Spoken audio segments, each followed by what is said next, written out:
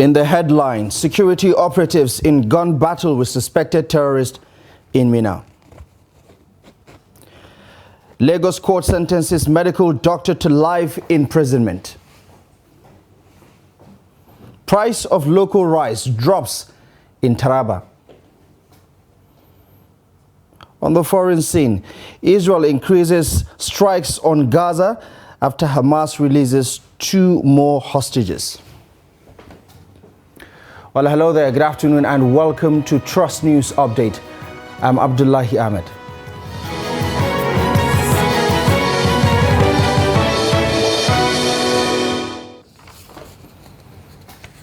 We start in Niger as it was a chaotic morning for residents in Beganu area of Minna, the Niger state capital, as security operatives engaged suspected terrorists in a shootout for several hours. It reportedly started when security operatives launched an operation on a building belonging to a suspect linked to terrorism in Niger state.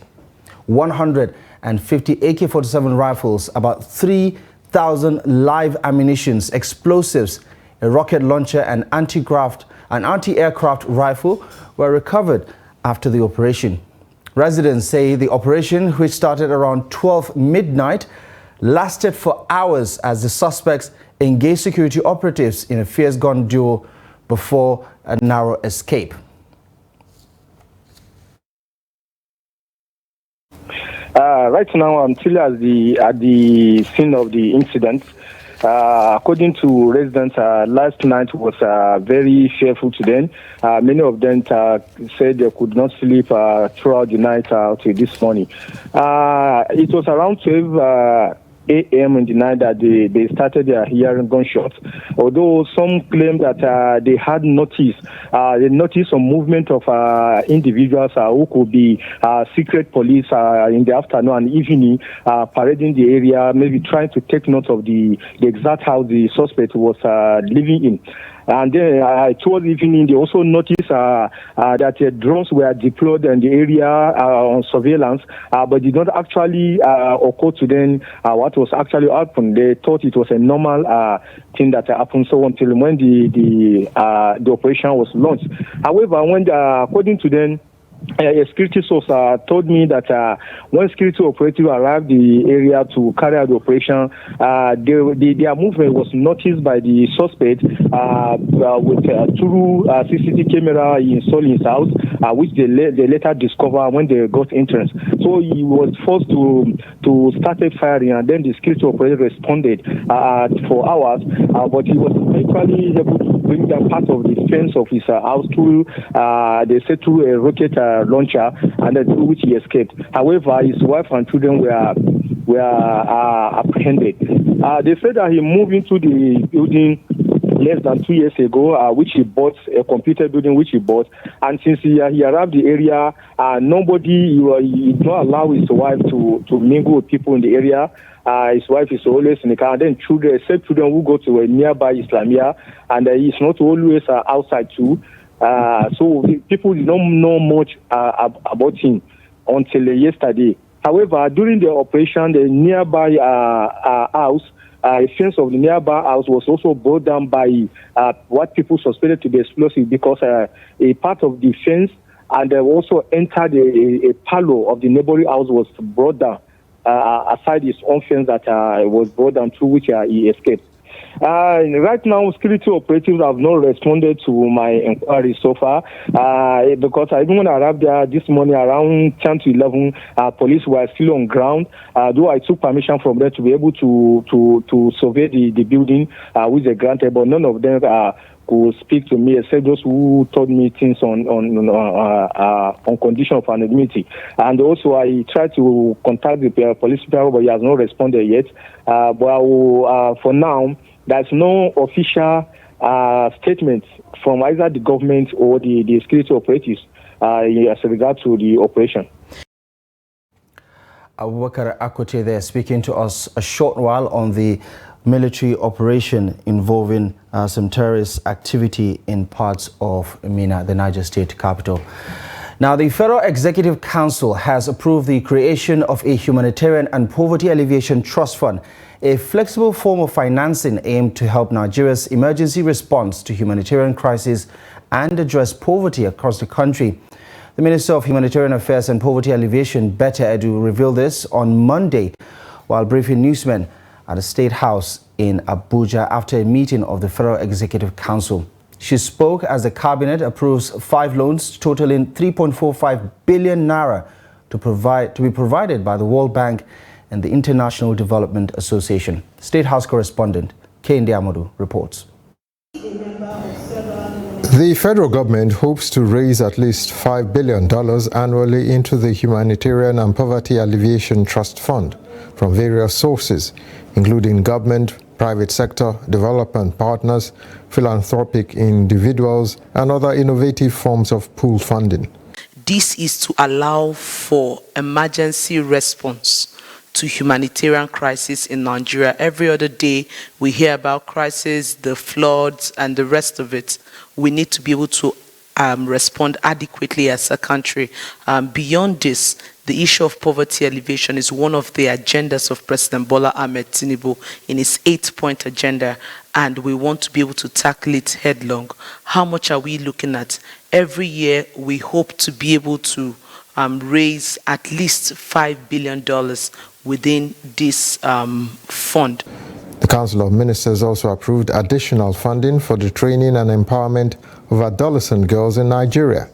Initially from 7 participating states, 11 states have been added to take part in the project, which will target the empowerment of girls between the ages of 10 and 20, right across the participating states. The government is concerned, our president is concerned that no girl should be out of school on grounds of poverty, and particularly at the foundation level of pre-tertiary education, the basic education level, secondary schools. And under that scheme, we'll be having close to 500 new schools across the country. Meanwhile, the Cabinet has approved plans to secure funding from the International Development Association, totaling 3.45 billion naira, to finance projects in the power sector and the renewable energy sector. I had said that in terms of the, earlier today, that in terms of the all-important liquidity in the foreign exchange market, to get it to start functioning where demand and supply can at least equate around a relatively stable price, which is what investors, manufacturers, and indeed the general public require. The Minister of Finance explained that the loans would be concessional and in many cases with 0 interest, with 10 years all around 40 years and a moratorium period of around 10 years. From State House, Abuja, Kehinde Amodu, Trust TV News. In other news, the National Assembly and State House of Assembly workers have threatened to shut down the legislature until their demands on autonomy for the legislative arm of government is granted. The workers, under the auspices of Parliamentary Staff Association of Nigeria, are demanding that state governors commence immediate implementation of financial autonomy for state assemblies in line with the 1999 Constitution as amended. In separate letters sent to the Chairman, Nigeria Governors Forum, the Chairman, Forum of Speakers, and the Department of State Services, the workers explained that they had earlier issued a 21-day strike notice. The letters, signed by the Acting Secretary General of the Association, Agubwe Ugochi Happiness, argues that their decision to shut down the legislative arm of government became imperative due to the governor's failure to implement financial autonomy as provided in the Constitution. After submitting the letters, Happiness also told journalists that they had, since September 18 of this year, issued the ultimatum, and the governors have ignored the ultimatum until its expiration. Justice Rahman Oshodi of the Lagos State Sexual Offences and Domestic Violence Court, sitting in Ikeja, Lagos, on Tuesday, sentenced Dr. Olufemi Olale the medical director of Optimal Cancer Care Foundation to life imprisonment for the defilement of his wife's niece. Now, the judge sentenced the medical doctor after he found him guilty of the offense of defilement and sexual penetration of a minor. The court held that the prosecution was able to prove its case beyond reasonable doubt and that all the evidence before the court corroborated that of the victim. The Director of Public Prosecutions, Dr. Babajide Martins, told the court that Dr. Olale had committed the offences sometime between February of 2020 and November of 2021. Dr. Olale was accused of unlawfully having sexual intercourse with a minor who is 15 years old. Following a not guilty plea, Justice Oshodi granted him bail in the sum of 50 million naira with two sureties in like sum who must have landed property in Lagos. We saw that justice is not for sale in this country. Today, we saw that the Lagos state government is matching action for its words. When you find that you are in a system that is functional, irrespective of bribery and corruption, because even before this judgment was read out, he was still trying to bribe the girl. He picked her up, sent her mother and herself money, tried to divert and subject the course of justice. It didn't work. And he told me, Auntie, he entered me. I said, okay, maybe only one time. She said, and I quote, plenty times. I held this information to myself until this judgment. Even the wife does not know. Courage and sagacity of the judge was standing firm. Despite intimidation, despite the plan to also hijack the process, he stood firmly and courageously delivered that super judgment. We must commend the judge. Then we must commend Lagos State government for the wonderful job being done in the area of sexual violence. This is justice for every survivor. For every girl, child in Nigeria who have been sexually violated, and you're thinking, when will I ever get justice? This justice is for you. Now, the management of Sam Mbakwe International Cargo Airport, Owerri, has assured members of the public of their commitment and readiness to manage any emergency situation. The airport management stated this while addressing newsmen shortly after their mock exercise on emergency procedures held at the airport. Trust TV's Ajibade Praise tells us more. The Sam Mbakwe International Cargo Airport is one of the busiest airports in eastern Nigeria, with both domestic and international flight operations. Considering its busy nature, the need for maximum and up-to-date safety architecture in a case of any eventualities cannot be overemphasized. The airport manager said the recent mock exercise of an emergency conducted shows that they are competent in that regard. She speaks on the response of the medical team, firefighters, police, Air Force and other stakeholders in the emergency management plan. It's our normal program, it's a mock exercise. We just want to test our preparedness when there's an emergency. It's just a mock exercise. And we are telling everybody that it's safe to travel from here, and we pray there will be no emergency.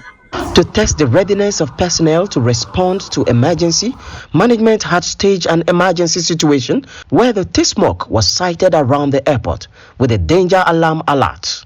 Within few minutes, all respondents had arrived at the scene to arrest the situation. It turned out for many who rushed to the scene that it was a mock exercise which management embarked on to test everyone's level of preparedness.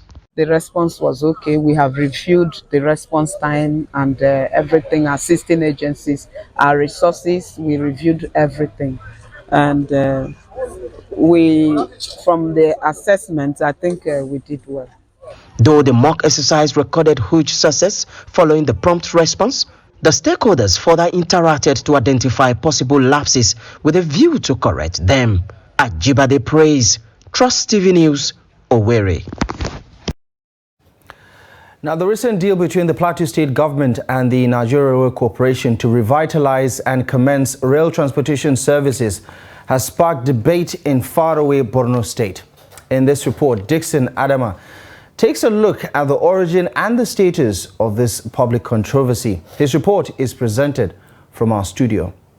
The dust is yet to settle over the controversy surrounding the relocation of train coaches from Maiduguri, the Borno state capital, to Jos in Plateau State by staff of Nigerian Railway Corporation. Information had it that the coaches were being moved out illegally from the state to unknown destination. It was discovered later that the coaches were moved to Jos, the Plateau State capital, for repairs. The Plateau State government and Nigerian Railway Corporation have agreed to revitalize the railway system since the coaches were not operating in Maiduguri. President General, Nigerian Union of Rail Workers, Innocent Luka Ajiji, speaks further. You are aware that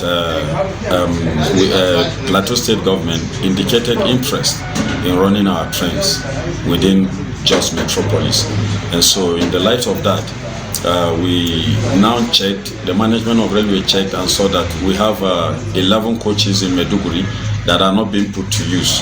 And so Maiduguri is nearer for the management to be able to convey the coaches from there to Jos. And so that was done. But the first coach arrived and the remaining 10 are still in Maiduguri. So last week Saturday, when 3 coaches were loaded on a vehicle to be conveyed to Jos, the Borno State Governor himself went to the venue, our station, the railway terminal station in Maiduguri, and ordered the security in his convoy to burst the tires of those vehicles, that it is not acceptable for railway to come and carry their train. Also commenting on the matter, Steve Aluku, Director of Civil Liberties Organizations, called for a peaceful and progressive resolution of the matter, adding that North should make efforts to revive moribund industrial facilities. Development on the part of the government of Plateau State and the people of Plateau State to have a real network that can help in augment other infrastructural facility that's lacking in the state. But regrettably, the challenge from Zulu and Borno State government needs to be overcome. And I think the structure of the Northern Governors Forum can use other Governors Forum to make midwife an escape route for the government of Plateau State. And I think, ordinarily speaking, it shouldn't be a major challenge. The rail work belongs to the federal government. And since the rail institution is involved, the rail corporation is involved, I don't think it's a problem that cannot be surmounted. Plateau State Commissioner for Transportation, Jatau Davo Gyang, said the state government entered into agreement with the Nigerian Railway Corporation to revamp the railway system in the state, which is in 3 phases, noting that the deal was with corporation was not intended to be detrimental to any state. On his part, Baba Sheikh Senior, Special Assistant to Governor Babagana Zulum of Borno State, told Trust Television that Governor Zulum maintained his position that the recent attempt to relocate railway coaches from Borno to other parts of Nigeria was done in suspicion and unfair manner, noting that the state government was not informed until residents intercepted movement of the coaches. Now, despite Nigeria's soaring food inflation, the price of locally processed rice in Taraba State has crashed significantly. A few weeks ago, a major of local rice sold at the market for about 1,700 naira, but now it goes for between 800 and 1,100 naira per measure. Now, areas where the prices of the local commodity crashed include Kunini, Mutumdaya, Gamfetu Lau, Garbachede, and Kungana. Similarly, the price of paddy rice has also come down significantly across the state. Daily Trust findings shows that 100 kilogram bag of paddy rice goes for 37,000 naira before the recent development where it is now being sold between 19,000 and 22,000 naira. Now, rice is cheaper in remote parts of Taraba State than in grain markets located along major roads, according to revelations. Farmers interviewed attributed the drop in the price of local rice to bumper harvest witnessed by farmers, an absence of middlemen that usually buy paddy rice directly from the farmers for processing. While you're watching Trust News Update on Trust TV, coming up after the break, we'll tell you the story of a family who are seeking justice for their murdered relative. More on this and many other stories coming up ahead in just a moment.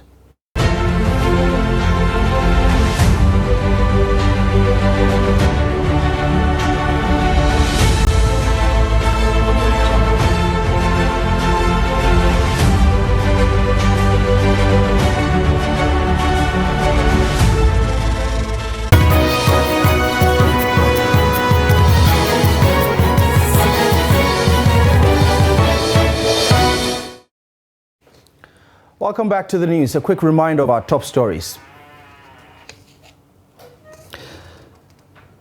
Security operatives engage suspected terrorists in gun battle in Minna. Lagos court sentences medical doctor to life imprisonment over rape. Now, the family of Faiz Abdullahi, the victim of an alleged police brutality who died in custody, are demanding justice after what they term was torture by police officers in the custody of the Nigerian police in Kawo, Kaduna, and is still demanding justice for the death of their relative. Now, the mother of the victim says months after the incident, the family is still devastated due to the shock and trauma from the experience. Trust TV's Bello Musa has more on the story.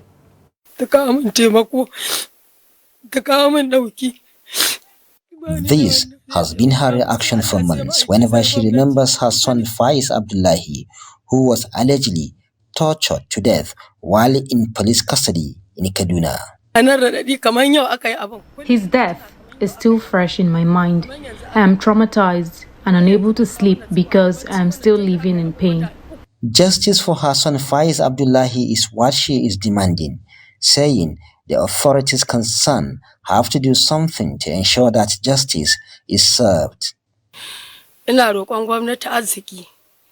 am appealing to the government as my last hope to help and ensure justice is served in the death of my son.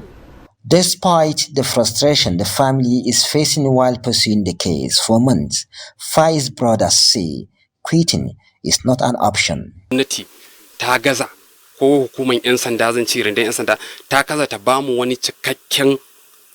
are beginning to lose hope because we don't know if the police can fish out the suspects and ensure that they are punished.